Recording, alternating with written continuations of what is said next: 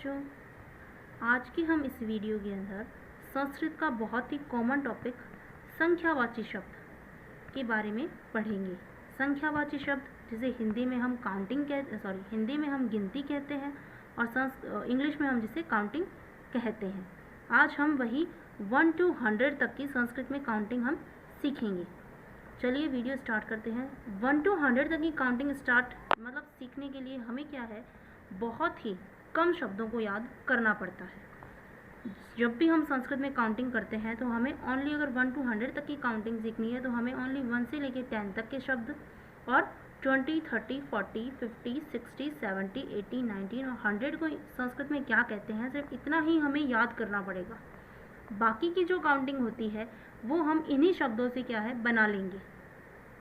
जैसे देखते हैं कि जैसे ये मैंने यहाँ पर आपके लिए काउंटिंग लिख रखी है। 1 को हम संस्कृत में एकः पुल्लिंग के अंदर, एका स्त्रीलिंग में और एकम नपुंसकलिंग शब्द हमारा होता है 1 का, एक का। और ऐसे ही 2 अर्थात 2 जिसको संस्कृत पुल्लिंग में द्वो कहते हैं, स्त्रीलिंग में द्वे और नपुंसकलिंग में भी द्वे ही कहा जाता है। ऐसे ही 3 को पुल्लिंग में त्रयः, स्त्रीलिंग में त्रिंश और नपुंसकलिंग में त्रीणि कहा जाता है। और 4 को चत्वारः, चतस्रः और चत्वारि कहा जाता है। चत्वारः पुल्लिंग, चतस्रः स्त्रीलिंग और चत्वारि नपुंसकलिंग में होता है। 1 से जो 4 तक की काउंटिंग है उसमें पुल्लिंग, स्त्रीलिंग और नपुंसकलिंग शब्द होते हैं, लेकिन बाकी की जो काउंटिंग होती है 5 से 100 तक की काउंटिंग, उसमें क्या है, यह शब्द नहीं होते, बाकी सभी सेम होता है। ये पुल्लिंग, स्त्रीलिंग और नपुंसकलिंग में सभी एक जैसे होते हैं 5 से लेकर 100 तक की काउंटिंग। 5 को पंच कहते हैं, पुल्लिंग में भी, स्त्रीलिंग में भी और नपुंसकलिंग में भी। ऐसे ही 6 को षट, 7 को सप्त, 8 को अष्ट है या अष्टो, 9 को नव और 10 को दशः कहते हैं। इसके बाद में हमें जो काउंटिंग है वो ओनली 20, 30, 40, 50, 60, 70, 80, 90 और 100 तक ही याद करनी है।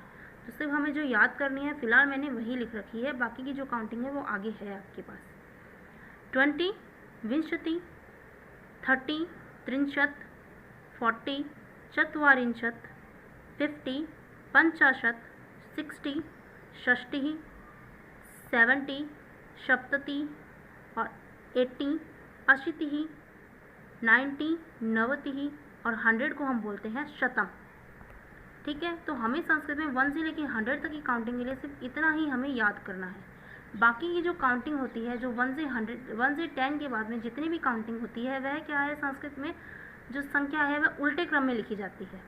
जैसे मान लो हमें अगर संस्कृत में लिखना है 88 जो हमारी काउंटिंग शब्द है या जो हमारा अंक है, अगर हम इसको लिखना है तो हम क्या करेंगे, उल्टे से स्टार्ट करेंगे। सबसे पहले हमारी वंस प्लेस अर्थात हमारी इकाई की संख्या है जो हम 8 वह लिखेंगे। 8 को हम संस्कृत में क्या कहते हैं, जैसे हमने यहाँ पर याद किया था कि 8 को हम संस्कृत में क्या कहते हैं, अष्ट कहते हैं। ठीक है, ये 88 है जो क्या है 8 + 80 से ही तो बना है ना। 80 में अगर 8 करते हैं तो 88 होता है। तो पहले हम 8 को संस्कृत में लिखेंगे। 8 को जैसे आपने देखा, 8 को क्या कहते हैं हम, अष्ट। ठीक है, और 80 को क्या कहते हैं संस्कृत के अंदर, क्या कहा जाता है 80 को, यस अशीति।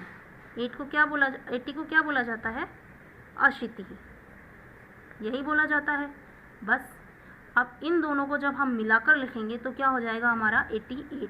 अब यहाँ पर देखिए संधि करनी है, ट और ए है ना, ए की मात्रा और ए की मात्रा मिलाकर क्या हो गई, आ की मात्रा। बस तो यही क्या हो जाएगा, अष्टाशीति, ये हमारा हो जाएगा 88।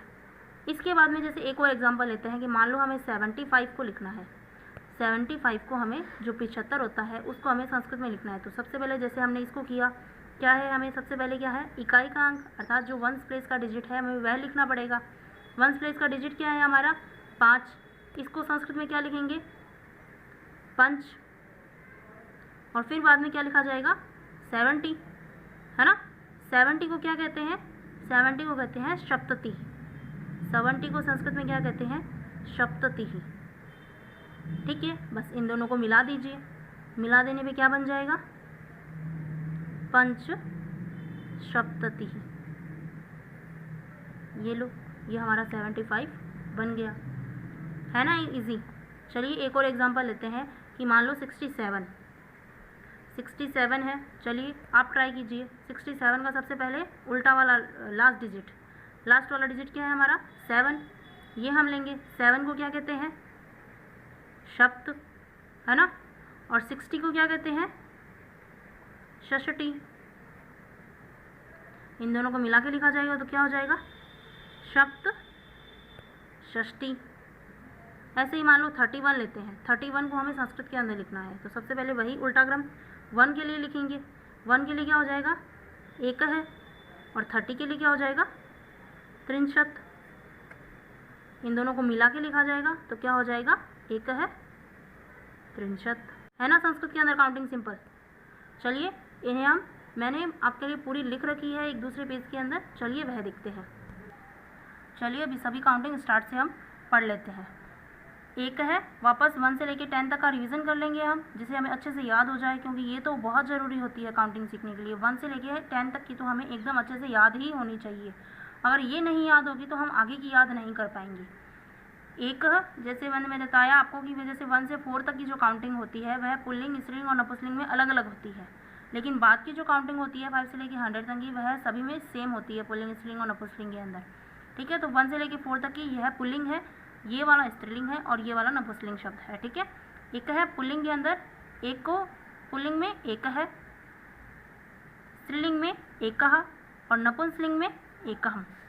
2 को द्वो, द्वे, द्वे। 3 को त्रय, त्रिंशः, त्रीणिः। 4 चत्वारः, चतस्रः, चत्वारिः। 5 पंच, 6 षट्, 7 सप्त, 8 अष्ट या अष्टो, 9 नव, 10 दश, 11 एकादश। अब देखिए ये 11 क्या है? यहाँ का 1 और ये 10, ये जो एका शब्द है वह और ये 10 शब्द, इन दोनों को मिलाकर एकादश। और ऐसे ही 12, 2 और 10 को मिलाकर 2 का द्वो और 10 द्वादश। ऐसे ही त्रयोदश। फिर चतुर्दश, यहाँ पर जो रै की मात्रा है चतुर की यहाँ पर ऊपर चली गई है 10 के ऊपर। बस ये लिखने का कुछ हमें तरीका सीखना पड़ेगा। इनकी हम अगर प्रैक्टिस करते हैं 3 से 4 बार तो आपको काउंटिंग बहुत अच्छे से याद हो जाएगी। संस्कृत के अंदर की जो काउंटिंग होती है वो बहुत सिंपल होती है।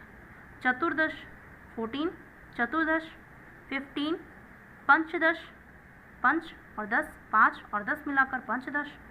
16 षोडश, 17 सप्तदश, 18 अष्टादश, 19 एकोनविंशति। 19 क्या होता है? 20 में एक कम, है ना। तो एकोनविंशति है अर्थात हमारा ये जो 20 है, और एकोन अर्थात एक कम, उनका मिस होता है कम, एकोन। तो एकोनविंशति अर्थात 20 में एक कम, तो हम इसको एकोनविंशति भी लिख सकते हैं और 9-10 भी लिख सकते हैं, दोनों हमारा सही होता है। 19 को हम एकोनविंशति भी लिख सकते हैं और 9-10 भी लिखा जाता है। ऐसे ही 20 को हम कहते हैं विंशति। फिर आता है हमारा 21, इसको बोलते हैं एकविंशति, द्वाविंशति 22, 23 त्रयोविंशति, 24 चतुर्विंशति, 25 पंचविंशति, 26 षड्विंशति, 27 सप्तविंशति, 28 अष्टाविंशति, 29 नवविंशति या एकोनत्रिंशत। अर्थात एकोनत्रिंशत का अर्थात होता है कि 30 में एक कम, है ना। तो त्रिंशत अर्थात 30 और इससे एक कम एकोनत्रिंशत। नवविंशति या एकोनत्रिंशत हम दोनों लिख सकते हैं 29 के लिए, जो भी आपको सिंपल लगता है वो आप याद कर लीजिए। 30 त्रिंशत। फिर 31 के लिए एकत्रिंशत, 32 द्वात्रिंशत, 33 त्रयत्रिंशत, 34 चतुस्त्रिंशत, 35 पंचत्रिंशत, 36 षड्त्रिंशत, 37 सप्तत्रिंशत, 38 नवत्रिंशत या एकोनचत्वारिंशत, और 40 चत्वारिंशत्। 41 एक चत्वारिंशत्। 42 द्विचत्वारिंशत् भी होता है और द्वाचत्वारिंशत् भी होता है। 43 त्रिचत्वारिंशत् या त्रयचत्वारिंशत्, ये दोनों लिखा जाता है। ऐसे ही 44 चतुश्चत्वारिंशत्। 45 पंचचत्वारिंशत्। 46 षट्चत्वारिंशत्। 47 सप्तचत्वारिंशत्। 48 अष्टचत्वारिंशत् या अष्टाचत्वारिंशत् दोनों होता है।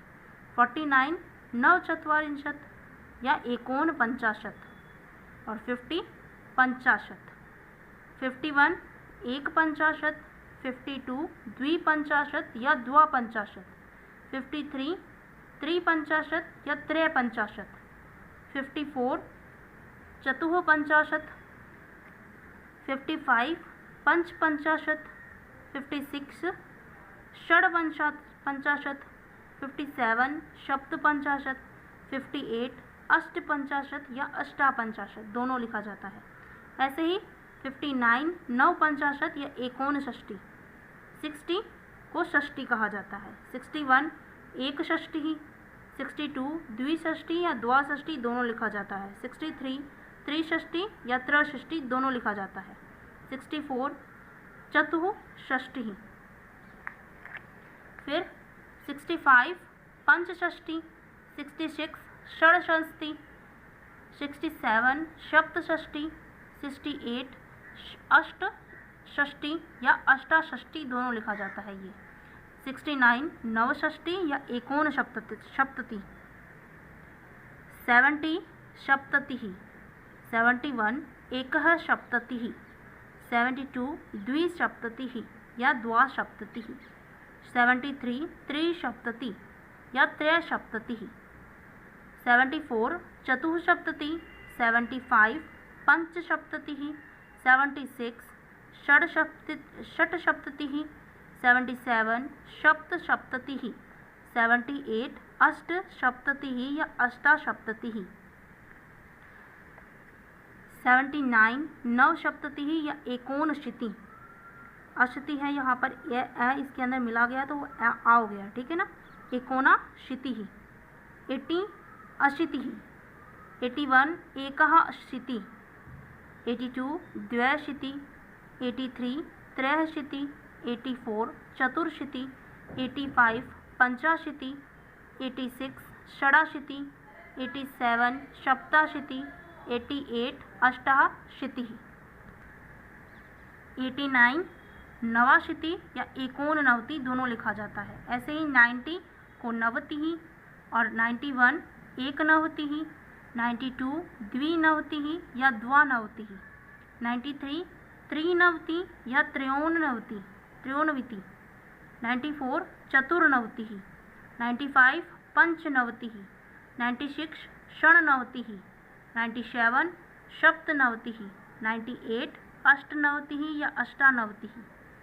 99 नवनवतिः। एकोनशतम् या और 100 शतम्। इसके साथ ही हमारी 1 से लेकर 100 तक की काउंटिंग फिनिश होती है। आई होप आपको यह बहुत अच्छे से समझ में आ गई होगी। कुछ भी चीज़ होती है उसको सीखने के लिए क्या है, हमें प्रैक्टिस की बहुत ज़्यादा आवश्यकता होती है। जब तक हम प्रैक्टिस नहीं करेंगे कोई भी चीज़ हमें समझ में नहीं आएगी। तो आप ये इसे घर पे भी इसे लिख के देखेंगे। 1 से लेके आप कम से कम 3 टाइम तो इसे लिखेंगे ही, तब आपको बहुत अच्छे से याद हो जाएगी। आपकी मिस्टेक जो निकलती है संस्कृत के अंदर, जो भी मिस्टेक आती है विसर्ग की या जो भी मात्रा की मिस्टेक आती है, वह आप जब भी लिखने की प्रैक्टिस